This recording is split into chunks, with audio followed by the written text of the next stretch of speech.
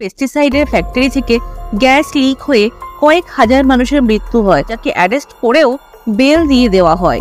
দুর্ভাগ্য এটাই যে কোনোদিন তার কোনো শাস্তি হলো না। রাজীব গান্ধীর ওপর ইউএসএ থেকে অনেক চাপ এসেছিল। হ্যালো ভিউয়ার্স, 1984 সালের 2 এবং 3 ডিসেম্বরের রাত ছিল ভোপালের জন্য এক ভয়াবহ রাত। ইউনিয়ন কার্বাইড ইন্ডিয়া লিমিটেড নামের পেস্টিসাইডের ফ্যাক্টরি থেকে গ্যাস লিক হয়ে কয়েক হাজার মানুষের মৃত্যু হয়, আর সেই বিষাক্ত গ্যাসের প্রতিক্রিয়া চলতে থাকে বছরের পর বছর। ফ্যাক্টরিটা ছিল এক আমেরিকান কোম্পানি, ইউনিয়ন কার্বাইড কর্পোরেশনের। আমেরিকান কোম্পানির সাথে ভারতের কিছু সরকারি ব্যাংকের কোলাবোরেশন। ইউনিয়ন কার্বাইড ইন্ডিয়া লিমিটেডের সিইও ছিলেন ওয়ারেন অ্যান্ডারসন। জানলে অবাক হবেন, যাকে অ্যারেস্ট করেও বেল দিয়ে দেওয়া হয়, আর সরকারি প্লেনে তাকে আমেরিকায় ফিরে যেতে সাহায্যও করা হয়। দুর্ভাগ্য এটাই যে কোনোদিন তার কোনো শাস্তি হলো না। কি ঘটনা ছিল এর পেছনে? ইউএসএ বা কিভাবে যুক্ত ছিল? আসুন জানা যাক। আমি Nivedita and welcome to our channel unboxing fact.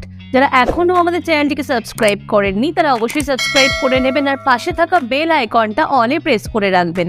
আর যারা ভিডিওটা ফেসবুকে দেখছেন তারা অবশ্যই পেজটা ফলো করে নেবেন। ইউনিয়ন কার্বাইডের ফ্যাক্টরি থেকে সেই রাতে প্রায় 27 টন বিষাক্ত মিথাইল আইসোনাইড গ্যাস ভোপালের বাতাসে মিশে যায়। তো এই দুর্ঘটনার জন্য স্বাভাবিকভাবেই ফ্যাক্টরির সিইও ওয়ারেন অ্যান্ডারসনকে অ্যারেস্ট করে পুলিশ। অদ্ভুতভাবে ওয়ারেন অ্যান্ডারসন কিছুক্ষণের মধ্যেই বেল পেয়ে যান, আর সরকারি প্লেনে করে তাকে দেশ ছাড়তে সাহায্যও করা হয়। অনেক রিপোর্ট অনুযায়ী তৎকালীন ভারতীয় প্রধানমন্ত্রী রাজীব গান্ধীর ওপর ইউএসএ থেকে অনেক চাপ এসেছিল ওয়ারেন অ্যান্ডারসনকে ছেড়ে দেওয়ার জন্য। সিনিয়র কংগ্রেস লিডার অর্জুন সিং, তিনি ভোপাল গ্যাস দুর্ঘটনার সময় মধ্যপ্রদেশের মুখ্যমন্ত্রী ছিলেন, তিনি তার অটোবায়োগ্রাফিতে এও লিখেছেন যে হোম সেক্রেটারি আর.ডি. প্রধান নাকি হোম মিনিস্টার পি.ভি. নরসিংহ রায়ের নির্দেশে তাকে ফলো করেছিলেন ওয়ারেন অ্যান্ডারসনকে ছেড়ে দেওয়ার জন্য। মতি সিং, যিনি দুর্ঘটনার সময় ভোপালের কালেক্টর ছিলেন, তিনি এও বলেন যে সবথেকে বড় ভুল ছিল ওয়ারেন অ্যান্ডারসনকে ফোন অ্যাক্সেস করতে দেওয়া। অ্যারেস্টের সময় তাকে যে ঘরে রাখা হয় সেই ঘরে ফোন ছিল, যেখান থেকে ওয়ারেন অ্যান্ডারসন ইউএসএতে কল করে হেল্প চায় মুক্তির জন্য। মতি সিং এও বলেন যে ইউএসএ এম্বাসি থেকে প্রচুর চাপ এসেছিল তাকে ছেড়ে দেওয়ার জন্য, আর 25,000 টাকার পার্সোনাল বন্ডে অভিযুক্ত ওয়ারেন অ্যান্ডারসনকে ছেড়ে দেওয়া হয়। Union Carbide gas leakage inquiry কমিশনের সামনে ভোপালে 1984 সালে superintendent of police Swaraj Puri এও জানান যে অ্যাক্সিডেন্টের পর লিখিত অর্ডারে ওয়ারেন অ্যান্ডারসনকে অ্যারেস্ট করা হলেও মৌখিক অর্ডারে তাকে ছেড়ে দেওয়া হয়। তার থেকে অর্ডার এসেছে জিজ্ঞাসা করাতে স্বরাজ পুরী কমিশনকে বলেছিলেন অর্ডার তিনি পেয়েছিলেন হায়ার আপস থেকে। সুতরাং বুঝতেই পারছেন, বিশ্বের ভয়াবহতম ইন্ডাস্ট্রিয়াল ডিজাস্টার হওয়ার পরেও রাজনীতি কিন্তু কম হয়নি। এবার দেখুন ইউএসএ কিভাবে যুক্ত ছিল। সিবিআই কেস নেওয়ার পর ওয়ারেন অ্যান্ডারসনকে দোষী মেনে তার বিরুদ্ধে ইউএসএ কোর্টে কেস ফাইল হয়। আসল কোম্পানি ইউনিয়ন কার্বাইড কর্পোরেশন ইউএসএর কোম্পানি হলেও কেসগুলো খারিজ করে দেওয়া হয় দুর্ঘটনার স্থান ইউনিয়ন কার্বাইড ইন্ডিয়া লিমিটেডকে একটা স্ট্যান্ড অ্যালোন ইন্ডিয়ান এন্টিটি চিহ্নিত করে। আর তাই সব কমপ্লেন্টকে ভারতে ফেরত পাঠিয়ে দেওয়া হয়, তাও ডিস্ট্রিক্ট কোর্টে। 1992 সালে ভারত থেকে ইউএসএ কে ওয়ারেন অ্যান্ডারসনকে প্রত্যর্পণের অনুরোধ করা হয়, যাতে সে ভারতে আসতে পারে লিগ্যাল ট্রায়ালের জন্য। কিন্তু দুর্ভাগ্যের বিষয় এটাই যে ইউএসএতে কোনোদিন ভারতের পক্ষ থেকে ওয়ারেন অ্যান্ডারসনকে কোনোদিনই ডাকা হয়নি। 2014 সালে ওয়ারেন অ্যান্ডারসন যখন মারা যায় তখনও সেই প্রত্যর্পণের অনুরোধ পেন্ডিং ছিল। অর্থাৎ ভোপালের ভয়াবহ গ্যাস দুর্ঘটনার জন্য যে আসল দোষী, সে দুর্ঘটনার পর অ্যারেস্ট হয়েও ছাড়া পেয়ে নিজের দেশ আমেরিকায় ফিরে গেল, আর কোনোদিন তাকে ভারতে ফেরত আনা গেল না আইনি কার্যকলাপের জন্য। তার না হলো কোনো শাস্তি, আর না তাকে দিতে হলো কোনো ক্ষতিপূরণ। আপনারা এটা শুনলে আরও অবাক হবেন যে 2001 সালে ইন্ডিয়া আর ইউএস এর মধ্যে মিউচুয়াল লিগাল অ্যাসিস্ট্যান্স চুক্তি স্বাক্ষর হয়, আর এই চুক্তি অনুযায়ী ইউএসএ ভারতের পক্ষ থেকে ইউএসএতে বসবাসকারী কোনো নাগরিককে কোনো আইনি কাজের জন্য ডাকতেই পারে। কিন্তু হয়রানির ব্যাপার এটাই যে ভারতের এত অনুরোধের পরেও ইউএসএ এই ঘটনার জন্য অভিযুক্তকে কোনোদিন ভারতের হাতে তুলে দেয়নি।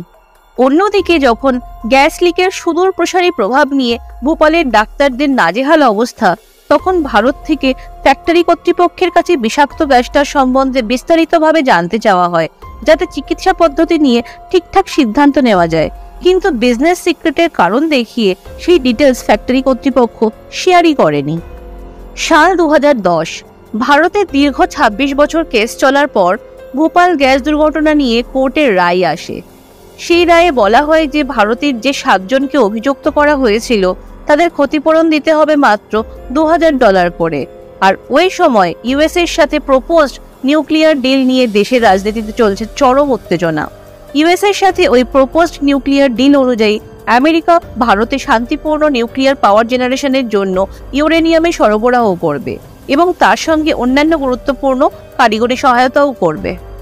এই চুক্তিকে সমর্থন করার জন্য ভারতে এক নতুন আইন আনা হয়, যাকে বলা হয় civil liability of nuclear damage act 2010। এই আইন অনুযায়ী কোনো ফ্যাক্টরিতে কোনো রকম পারমাণবিক দুর্ঘটনা হলে যে ক্ষতি হবে তাতে 1500 কোটি টাকা পর্যন্ত ক্ষতিপূরণ ওই ফ্যাক্টরিকে দিতে হবে। কিন্তু যে সাপ্লাই বিদেশ থেকে আসছে সেই নিয়ে কোনো কিছু স্পষ্টভাবে বলা ছিল না সেই বিলে, তাই ওটা নিয়ে একটা ধোঁয়াশা আছে যে কোনো অ্যাক্সিডেন্টে যদি দেখা যায় যে অ্যাক্সিডেন্টের কারণ সাপ্লাই চেইন থেকে, তাহলে সেই সাপ্লায়ারকে কত ক্ষতিপূরণের জন্য বাধ্য করা যাবে। প্লাস এই লয়ের সেকশন 17 বলছে যে অপারেটররা সাপ্লায়ারদের ওপর কোনো কেসও করতে পারবে না।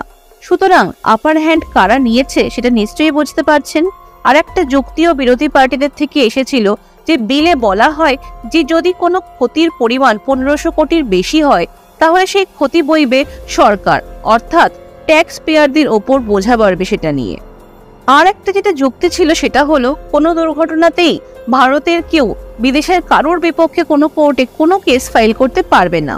এরকম বিভিন্ন যুক্তি দিয়ে সেই সময়ে আমেরিকার সাথে পারমাণবিক চুক্তির অনেক বিরোধিতা করা হয়েছিল। ইনফ্যাক্ট আমেরিকা এটাও বলেছিল যে ভোপাল গ্যাস ট্র্যাজেডি খুবই দুর্ভাগ্যজনক একটা দুর্ঘটনা, কিন্তু আমরা আশা করব এটার জন্য যেন পারমাণবিক চুক্তিতে কোনো প্রভাব না পড়ে। এই মর্মে আপনাদের মনে করিয়ে দেই, ভোপাল গ্যাস ট্র্যাজেডির আসল কারণই ছিল বাইরে থেকে সাপ্লাই হয়ে আসা ফল্টি মেটেরিয়ালসের জন্য রিজার্ভার বার্স্ট করে গ্যাস লিক। আশা করি আপনাদের বোঝাতে পারলাম ভোপাল গ্যাস দুর্ঘটনা নিয়ে দুই দেশের মধ্যে কিরকম রাজনৈতিক চাপানোতর চলেছে। শেষ করার আগে আরও 2-3টে ফ্যাক্ট বলবো যেগুলো না বললেই নয়। ইউনিয়ন কার্বাইড ইন্ডিয়া লিমিটেড কিন্তু একেবারেই যে ক্ষতিপূরণ দিতে চায়নি তা নয়। তারা 1990 সালে $470 মিলিয়ন ক্ষতিপূরণ দিতে চেয়েছিল, কিন্তু রাজ্য সরকারের থেকে ক্ষতিপূরণ দাবি করা হয় প্রায় $1.1 বিলিয়ন। কিন্তু দাবি মতো এই ক্ষতিপূরণ কোনোদিনই আসেনি। ভোপাল গ্যাস ট্র্যাজেডির ভোপালের ওপর যে কি পরিমাণ সুদূরপ্রসারী প্রভাব ছিল সেটা জানলে হয়তো আঁতকে উঠবেন। জলস্তরে পারদের খোঁজ পাওয়া গেছিল, প্রেগনেন্ট মহিলাদের থেকে বাচ্চারা অনেক রকম রোগ নিয়ে জন্ম নিচ্ছিল। এমনকি পরীক্ষা করে দেখা গেছে যে ব্রেস্ট মিল্কেও পারদ আছে, যেটা দুধের সাথে বাচ্চাদের পেটে যাচ্ছিল। ভোপাল গ্যাস ট্র্যাজেডির ক্ষয়ক্ষতির পরিমাণ ঠিক কতটা আর কি সেটা নিয়ে আমরা পরবর্তীতে একটা ভিডিও অবশ্যই আনবো। আজকের ভিডিও তাহলে এখানেই শেষ করছি। যদি আপনাদের কোনো মতামত থাকে তাহলে সেটা অবশ্যই কমেন্ট করে জানাবেন। ভিডিওটি ভালো লাগলে লাইক করবেন আর বেশি বেশি করে শেয়ার করবেন। আর এরকম ভিডিও আরও দেখতে চাইলে চ্যানেলটি সাবস্ক্রাইব করে আমাদের পাশে থাকবেন। আমরা আবারও ফিরবো এরকমই কোনো একটা ভিডিও নিয়ে। ততক্ষণের জন্য ভালো থাকবেন, পাশে থাকবেন, সুস্থ থাকবেন।